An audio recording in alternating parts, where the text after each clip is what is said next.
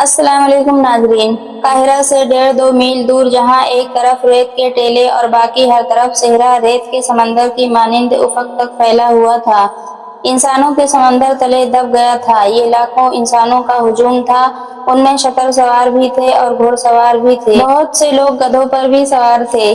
تعداد ان کی زیادہ تھی جن کے پاس کوئی سواری نہیں تھی۔ لاتعداد ہجوم 4-5 دنوں سے صحرا کی اس وسعت میں جمع ہونا شروع ہو گیا تھا۔ قاہرہ کے بازاروں میں بھیڑ اور رونق زیادہ ہو گئی تھی، سرائیں بھر گئی تھی۔ یہ لوگ دور دور سے اس سرکاری منادی پر آئے تھے کہ 6-7 روز بعد قاہرہ کے مضافاتی ریگستان میں مصر کی فوج گھوڑ سواری، شتر سوار سپاہی، دوڑتے گھوڑے اور اونٹوں سے تیر اندازی اور بہت سے جنگی کمالات کا مظاہرہ کرے گی۔ منادی میں یہ بھی اعلان کیا گیا تھا کہ غیر فوجی لوگ بھی ان مظاہروں میں جس کسی کو چاہیں تیغ زنی، کشتی، دوڑتے گھوڑوں کی لڑائی اور تیر اندازی وغیرہ کے لیے للکار کر مقابلہ کر سکتے ہیں۔ یہ منادی صلاح الدین ایوبی نے کرائی تھی۔ اس کے 2 مقاصد تھے، ایک یہ کہ لوگوں کو فوج میں بھرتی ہونے کی ترغیب ملے گی اور دوسرے یہ کہ جو لوگ ابھی تک سلطان کو فوجی لحاظ سے کمزور سمجھتے ہیں ان کے شکوک رفع ہو جائیں۔ صلاح الدین ایوبی کو جب یہ اطلاع ملنے لگی کہ لوگ 6 روز پہلے ہی تماشا گاہ میں جمع ہونا شروع ہو گئے ہیں تو وہ بہت خوش ہوا، مگر علی بن سفیان پریشان سا نظر آتا تھا۔ اس نے سلطان کے آگے اس پریشانی کا اظہار کر بھی دیا تھا۔ سلطان ایوبی نے مسرت سے اسے کہا تھا، اگر تماشائیوں کی تعداد 1-1.5 لاکھ ہو جائے تو ہمیں 5000 سپاہی تو مل ہی جائیں گے۔ محترم امیر، علی بن سفیان نے کہا، میں تماشائیوں کے ہجوم کو کسی اور زاویے سے دیکھ رہا ہوں۔ میرے اندازے کے مطابق اگر تماشائیوں کی تعداد 1 لاکھ ہوئی تو اس میں 1000 جاسوس ہوں گے۔ دیہات سے عورتیں بھی آ رہی ہیں، ان میں زیادہ تر سوڈانی ہیں۔ ان میں اکثر کا رنگ اتنا گورا ہے کہ عیسائی عورت ان میں چھپ سکتی ہے۔ میں تمہاری اس مشکل کو اچھی طرح سمجھتا ہوں علی، سلطان نے کہا، لیکن تم جانتے ہو کہ میں نے جس میلے کا انتظام کیا ہے وہ کیوں ضروری ہے۔ تم اپنے محکمے کو اور زیادہ ہوشیار کر دو۔ میں اس کے حق میں ہوں، علی بن سفیان نے کہا، یہ میلہ بہت ہی ضروری ہے۔ میں نے اپنی پریشانی آپ کو پریشان کرنے کے لیے نہیں بتائی، صرف یہ اطلاع پیش کی ہے کہ یہ میلہ اپنے ساتھ کیا خطرہ لا رہا ہے۔ قاہرہ میں عارضی قہوہ خانے کھل گئے ہیں جو ساری رات شائقین سے بھرے رہتے ہیں۔ تماشائیوں میں سے بعض نے شہر کے باہر خیمے نصب کر لیے ہیں۔ میرے گروہ نے مجھے اطلاع دی ہے کہ ان میں بھی خواہ بازوں اور عصمت فروشوں کے خیمے موجود ہیں۔ کل میلے کا دن ہے، ناچنے گانے والیوں نے تماشائیوں سے دولت کے ڈھیر اکٹھے کر لیے ہیں۔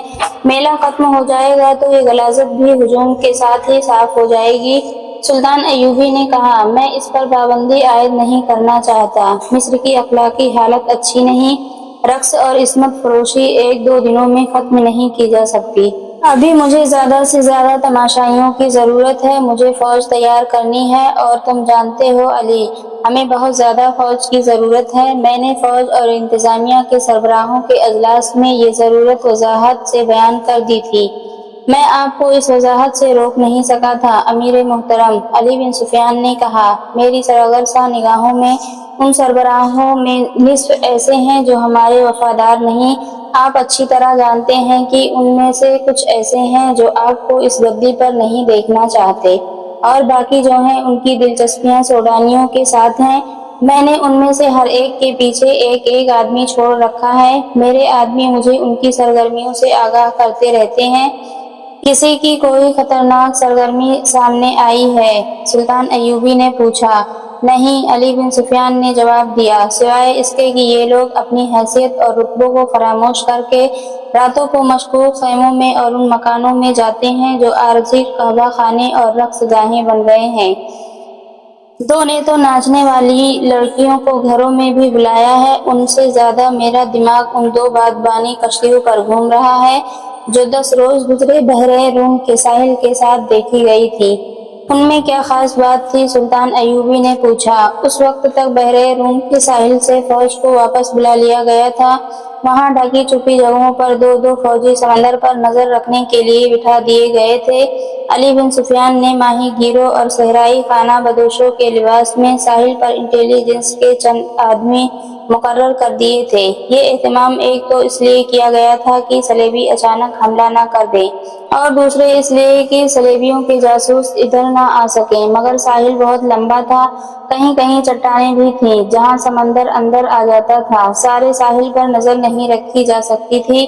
10 روز گزرے ایسی ہی ایک جگہ سے جہاں چٹانیں سمندر کے اندر آیا ہوا تھا۔ 2 بادبانی کشتیاں نکلتی دیکھی تھیں، وہ شاید رات کو آئی تھیں۔ انہیں جاتا دیکھ کر سلطان کے 2 سوار سرپٹ گھوڑے دوڑاتے اس جگہ پہنچے جہاں سے کشتیاں نکل کر گئی تھیں۔ وہاں کچھ بھی نہ تھا، کوئی انسان نہیں تھا اور کشتیاں سمندر میں دور چلی گئی تھیں۔ کشتیوں اور بادبانوں کی صافت بتاتی تھی کہ یہ مصر کے ماہی گیروں کی نہیں، سمندر پار کی معلوم ہوتی تھیں۔ سوار تھوڑی دور تک صحرا میں گئے، انہیں کسی انسان کا سراغ نہیں ملا۔ انہوں نے قاہرہ اطلاع بھجوا دی تھی کہ ساحل کے ساتھ 2 مشکوک کشتیاں دیکھی گئی ہیں۔ علی بن سفیان کے لیے یہ ممکن نہ تھا کہ ریگزاروں میں انہیں ڈوب لیتا۔ جو کشتیوں میں سے اترے تھے، اطلاع پہنچتے پہنچتے 3 دن گزر گئے تھے، یہ بھی یقین نہیں تھا کہ کشتیوں سے کون اترا ہے۔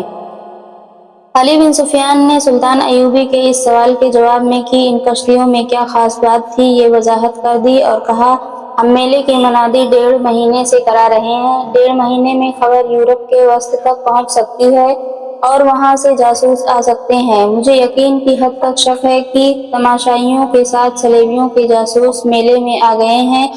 قاہرہ میں اس وقت لڑکیاں عارضی طور پر نہیں، مستقل طور پر فروخت ہو رہی ہیں۔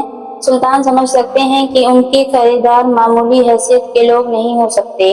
ان خریداروں میں قاہرہ کے تاجر، ہماری انتظامیہ اور فوج کے سربراہ اور نامی گرامی بردہ فروش شامل ہیں۔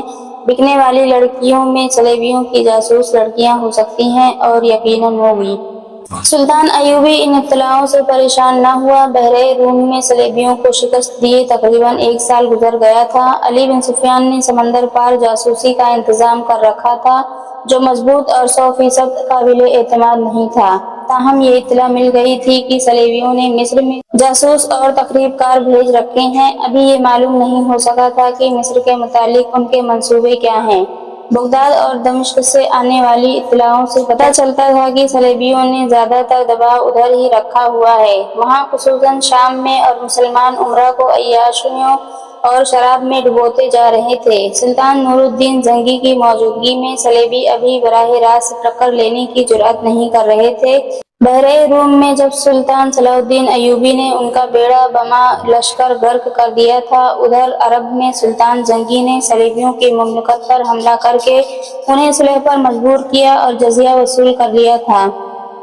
اس معرکے میں بہت سے صلیبی سلطان زنگی کی قید میں آئے تھے، جن میں رینالڈ نام کا ایک صلیبی سالار بھی تھا۔ سلطان زنگی نے ان قیدیوں کو رہا نہیں کیا تھا کیونکہ صلیبیوں نے مسلمان جنگی قیدیوں کو شہید کر دیا تھا۔ اس کے علاوہ صلیبی عہد شکنی بھی کرتے تھے۔ سلطان ایوبی کو اطمینان تھا کہ ادھر سلطان زنگی سلطنت اسلامیہ کی پاسبانی کر رہا ہے، پھر بھی وہ فوج تیار کر رہا تھا تاکہ صلیبیوں سے فلسطین لیا جائے اور عرب کی سرزمین کو کفار سے پاک کیا جائے۔ اس کے ساتھ ہی وہ مصر کا دفاع مضبوط کرنا چاہتا تھا۔ بیک وقت حملے اور دفاع کے لیے بے شمار فوج کی ضرورت تھی۔ مصر میں بھرتی کی رفتار سلطان ایوبی کے عزائم کے مطابق سست تھی۔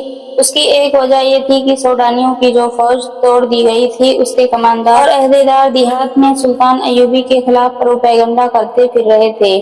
اس فوج میں سے تھوڑی سی تعداد سلطان کی فوج میں وفاداری کا حلف اٹھا کر شامل ہو گئی تھی۔ کچھ فوج مصر سے تیار کر لی گئی تھی اور کچھ سلطان زنگی نے بھیج دی تھی۔ مصر کے لوگوں نے ابھی یہ فوج نہیں دیکھی تھی، نہ ہی انہوں نے سلطان ایوبی کو دیکھا تھا۔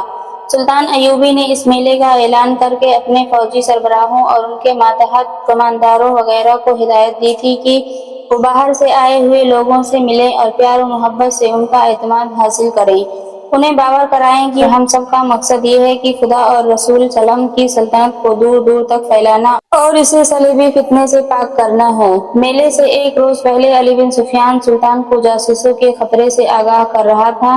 اس نے کہا، امیر محترم، مجھے جاسوسوں کا ڈر نہیں، دراصل خطرہ اپنے ان کلمہ گو بھائیوں سے ہے جو کفار کے اس زمین دوز حملے کو کامیاب بناتے ہیں۔ اگر ان کا ایمان مضبوط ہو تو جاسوسوں کا پورا لشکر بھی کامیاب نہیں ہو سکتا۔ میلے کے تماشائیوں میں جو ناچنے والی لڑکیاں نظر آ رہی تھیں وہ سلیبیوں کا جال ہیں، تاہم میرا گروہ دن رات مصروف ہے۔ اپنے آدمیوں سے یہ کہہ دو کہ کسی جاسوس کو جان سے نہ ماریں۔ سلطان ایوبی نے کہا، زندہ پکڑو، جاسوس دشمن کے لیے آنکھ اور کان ہوتا ہے، لیکن ہمارے لیے وہ زبان ہے، وہ تمہیں ان کی خبریں دے گا جنہوں نے اسے بھیجا ہے۔ میلے کی صبح طلوع ہوئی۔ وہ میدان بہت ہی وسیع تھا جس کے تین اطراف تماشائیوں کا ہجوم تھا۔ جس طرف ریت کے ٹیلے تھے ادھر کسی کو نہیں جانے دیا گیا تھا۔ جنگی دف بجنے لگے، گھوڑوں کے ٹاپوں کی آوازیں اس طرح سنائی دیں جیسے سیلابی دریا آ رہا ہو۔ گرد آسمان کی طرف اٹھ رہی تھی۔ یہ 2000 سے زیادہ گھوڑے تھے۔ پہلا گھڑ سوار میدان میں داخل ہوا، یہ صلاح الدین ایوبی تھا۔ اس کے دونوں طرف علم بردار تھے اور پیچھے سواروں کا دستہ تھا۔ گھوڑوں پر پھولدار چادریں ڈالی گئی تھیں۔ ہر سوار کے ہاتھ میں برچھی تھی۔ برچھی کے چمکتے ہوئے پھل کے ساتھ رنگین کپڑے کی چھوٹی سی جھنڈی تھی۔ ہر سوار کی کمر سے تلوار لٹک رہی تھی۔ گھوڑے دل کی چال چلے آ رہے تھے۔ سوار گردنیں تانے اور سینے پھیلائے بیٹھے تھے۔ ان کے چہروں پر جلالی تعصب تھا، یوں معلوم ہوتا تھا جیسے یہ تماشائیوں کے دمبخود ہجوم سے اعلیٰ و برتر ہوں۔ ان کی آن بان دیکھ کر تماشائیوں پر خاموشی طاری ہو گئی تھی، ان پر رعب چھا گیا تھا۔ تماشائی نیم دائرے میں کھڑے تھے۔ ان کے پیچھے تماشائی گھوڑوں پر بیٹھے تھے اور ان کے پیچھے کے تماشائی اونٹوں پر بیٹھے تھے۔ ایک ایک گھوڑے اور ایک ایک اونٹ پر دو دو تین تین آدمی بیٹھے تھے۔ ان کے آگے ایک جگہ شامیانہ لگایا گیا تھا جس کے نیچے کرسیاں رکھی تھیں۔ یہاں اونچی حیثیت والے تماشائی بیٹھے تھے۔ ان میں تاجر بھی تھے، سلطان کی حکومت کے افسر اور شہر کے معززین بھی۔ ان میں قاہرہ کی مسجدوں کے امام بھی بیٹھے تھے۔ انہیں سب سے آگے بٹھایا گیا تھا کیونکہ سلطان ایوبی مذہبی پیشواؤں اور علماء کا اس قدر احترام کرتا تھا کہ ان کی موجودگی میں ان کی اجازت کے بغیر بیٹھتا نہیں تھا۔ ان میں سلطان کے وہ افسر بھی بیٹھے تھے جو انتظامیہ کے تھے لیکن ان کا تعلق فوج سے تھا۔ سلطان نے انہیں خاص طور پر کہا تھا کہ ان جامہ میں بیٹھ کر ان کے ساتھ دوستی پیدا کریں۔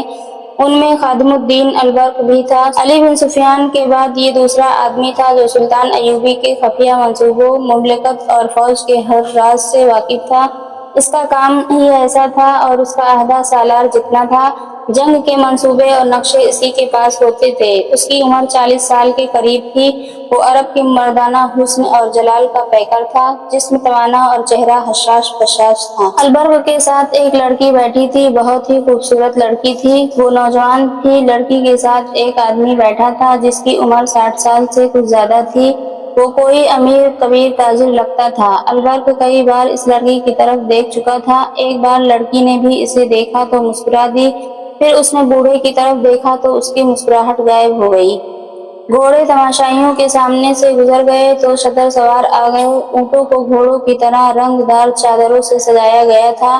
ہر سوار کے ہاتھ میں ایک لمبا نیزہ، اس کے پھل سے ذرا نیچے 3-3 انچ چوڑے اور 1.5 فٹ لمبے دو رنگے کپڑے جھنڈیوں کی طرح بدے ہوئے تھے۔ ہوا میں وہ فڑفڑاتے بہت ہی خوبصورت لگتے تھے۔ ہر سوار کے کندھوں سے ایک کمان آویزاں اور اونٹ کی زین کے ساتھ رنگین ترکش بدھی تھی۔